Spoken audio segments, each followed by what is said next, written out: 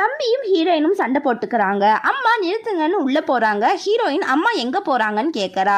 அப்பா உனக்கே கொஞ்ச நேரத்துல தெரியும் பாருன்னு சொல்றாரு. ஹீரோ ஃபைல இருந்து கவுண்ட் பண்றாரு.